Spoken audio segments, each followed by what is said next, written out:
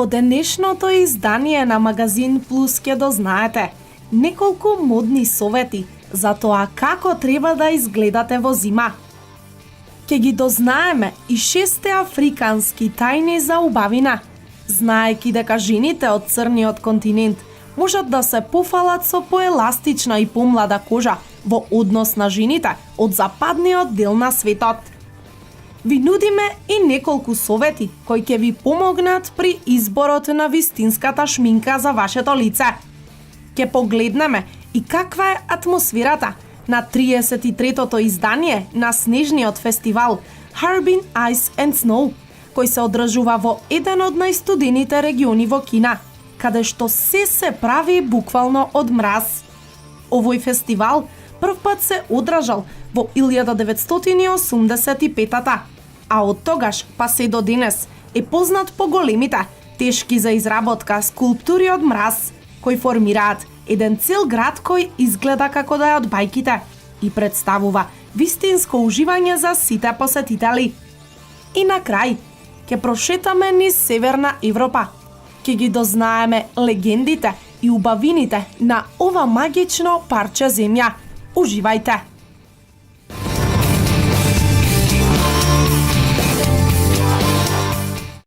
На секој од нас ни се случило во текот на овие студени денови да станеме од кревет и да немаме желба да излеземе од домот, туку само да се вратиме во креветот и да останеме таму се додека не заврши зимата. И сето ова влијае на тоа да не водиме сметка за комбинациите кои ги носиме.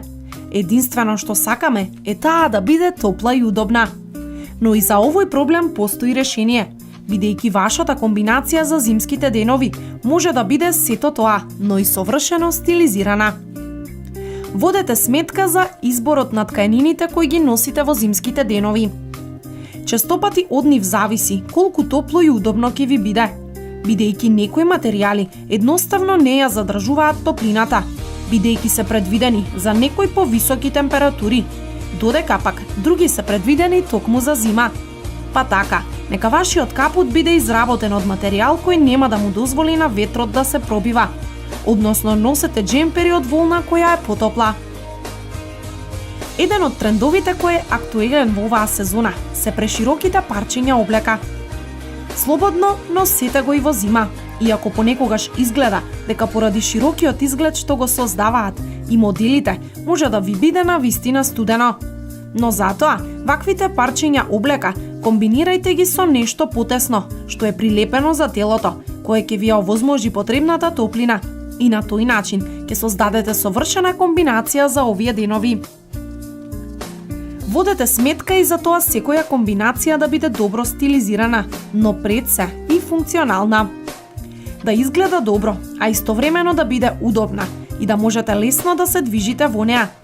Во ова најдобро ќе ви помогне слоевитиот начин на облекување, што ќе ви даде убав, атрактивен и комфорен изглед.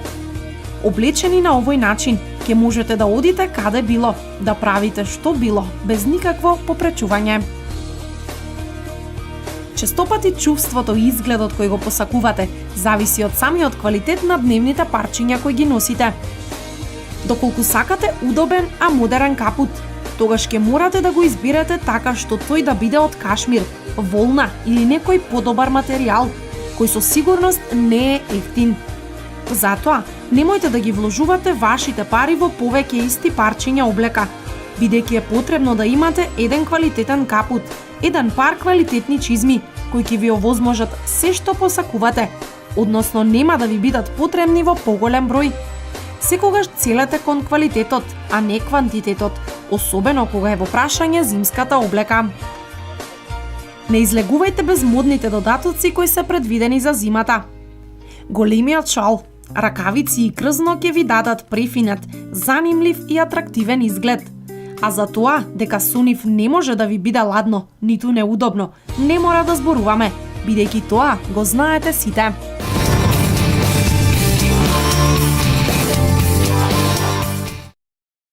Жените од Африка дефинитивно можат да се пофалат со поеластична и помладешка кожа, за разлика од жените од западниот свет. За побавното старење на лицето и телото, Делумно се заслужни гените, специфичното географско одредиште, но и малите ритуали за разубавување, за кои европјанките очигледно не знаат многу. Токму затоа ви нудиме 6 африкански тајни за убавина. Моќта на розите. Мароканките обожуваат да користат латици од рози, кои подготвуваат домашни препарати за разубавување, особено за изработка на розова вода, која се смета за одличен препарат за тонирање на кожата. Етеричното масло од рози пак се смета за еден од најдобрите сојузници во борбата против воспаленијата на телото, а кога ќе се нанесе на кожата, ја остава мека и мазна. Следната тајна е напитокот од нане. Африканските жени обожаваат да пијат чај од нане. Овој напиток изобилува со кофеин, кој не разбудува, па се смета и како одлична алтернатива на кафето. Освен тоа, содржи мноштво антиоксиданси која подмладуваат кожата и позитивно делуваат за брзо зацелување на лузните на телото. Третата африканска тајна за убавина е парната бања. Посетувањето на амам, односно парна бања, еднаш неделно е одличен начин за да се опуштите и разубавите. Парејата ги отвора порите, го потикнува излачувањето на токсините од телото и ја забрзува циркулацијата, што резултира во поубава кожа на лицето и телото. Во амамите се достапни и ефикасни масажи со арганово масло, нешто што ќе го опушти вашето тело, но воедно и вашиот дух. Африкански црн сапун. Жените на црниот континент одржуваат хигиена со африкански црн сапун. Се работи за природен производ на база на палмино масло и шеа путер, кој изобилува со витамин Е и гарантира огромна еластичност на кожата. Бојата потекнува од пепелот на сувите лушпи од какао зрната, кои се наоѓаат во сапунот, а кои не содржат никакви конзерванси, вештачки бои и адитиви, па со тоа се наменети и за сите типови на кожа. Петата африканска тајна за убавина е зелената глина. Маската од зелена глина има фантастичен ефект врз кожата, бидејќи продира длабински и го впива вишокот од природните масла. Одлична е за кожата на лицето, деколтето и грбот. И на крај, последната африканска тајна за убавина е парфемот во камен. На африканските базари можат да се купат цврсти парфеми во облик на камен, кои нудат сосема ново искуство кога се работи за нанесувањето на парфемите. Наместо распрскување на частичките по клучните точки, жените во Африка го тријат овој камен од нивните тела. Се работи за исклучително мирисни честички, кои траат буквално во текот на целиот ден.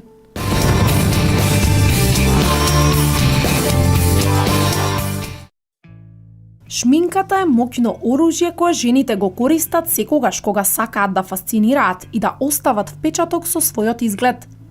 Со добра избрана шминка, магично можете да постигнете неодолив изглед, но со лошата шминка не само што нема да го подобрите својот изглед, туку гарантирано ќе ја ставите под превес и вашата природна убавина. При изборот на шминка потребно е да земете предвид многу фактори, меѓу кои и бојата на вашата коса. Во продолжение ќе слушнеме неколку совети за тоа каква боја на шминка најдобро одговара на различните бои на коса. Црнокоса. Вие сте голема срекничка затоа што скоро сите бои одговараат на вашата коса. И можете да се пофалите дека најдобро ви стои класичниот смоки айс изглед. За да ги акцентирате очите, послужете се со темно-сива или темно-сина сенка и употребете црно моливче за очи и црна маскара. Руменилото во розова или корална боја ќе донесе топлина на вашето лице. Ако се решите да ги истакнете очите со темни бои, тогаш најдобро е само да ставите сјај за усни во розова или корална боја за да не го одвлекувате вниманието од очите. Усните во боја на кожата се добра комбинација со темен тен.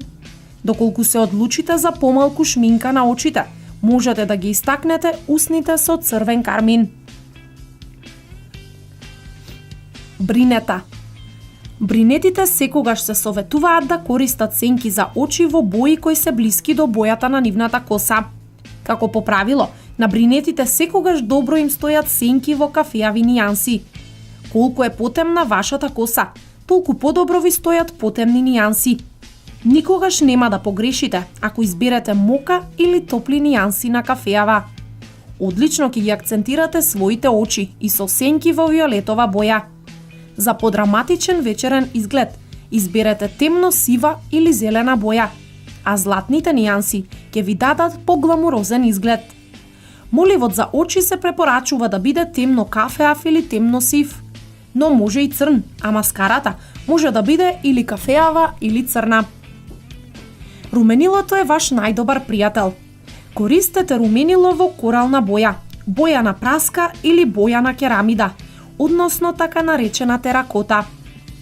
Кога треба да избирате кармин, држете се понастрана од нежните нијанси, затоа што тие не се најдобриот избор за бринетите. Кармините во корална боја и боја на праска ќе ви дадат свежина. За впечатлив вечерен изглед, употребете кармин во боја на црвена роза, црвено вино или пак цреша.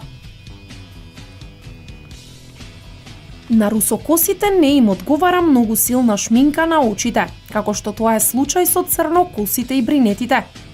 Нежните пастелни бои се одлични за вашиот нежен изглед.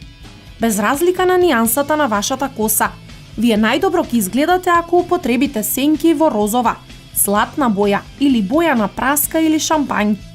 Најдобро е да користите маскара и молив за очи во кафеава боја, а не црни, затоа што црната боја ќе ја даде тежок изглед на вашата шминка.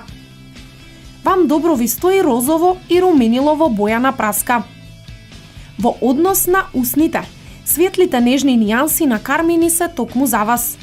Кармините во розови нијанси се совршен избор, а исто така препорачливи се и кармините кои се во иста боја како вашите усни.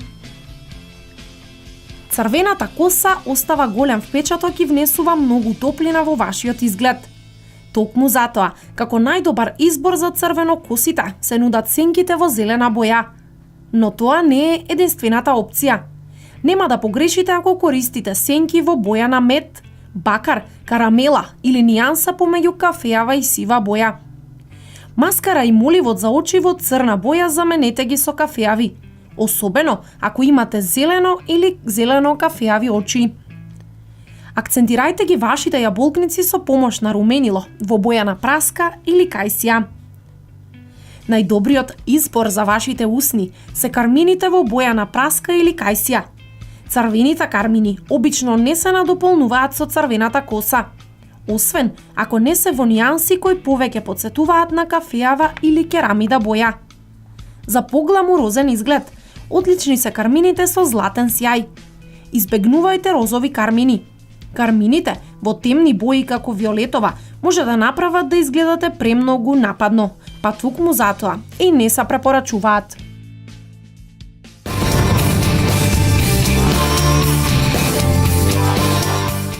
Yang telah kau curahkan padaku, semuanya terlalu singkat, terlalu pantas. Kamu bohong, tapi saya amat mencintai dirimu. Kembalilah, itu saja sayangku. Terima kasih.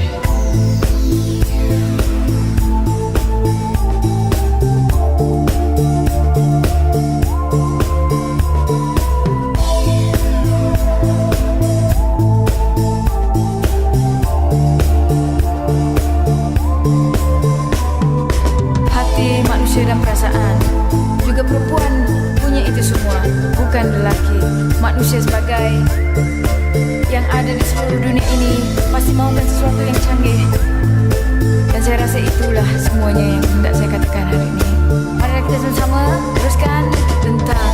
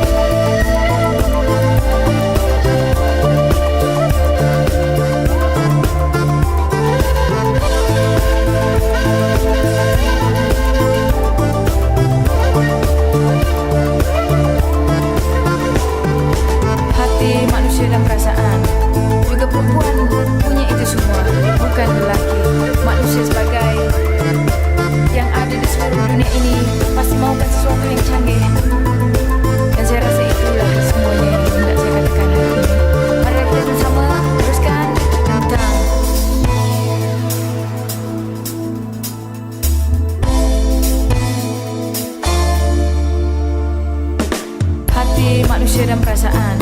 Juga perempuan punya itu semua. Yang ada di seluruh dunia ini pasti maukan sesuatu yang canggih. Hati, manusia dan perasaan. Juga perempuan punya itu semua. Mari kita sama-sama teruskan dengan perjuangan seni.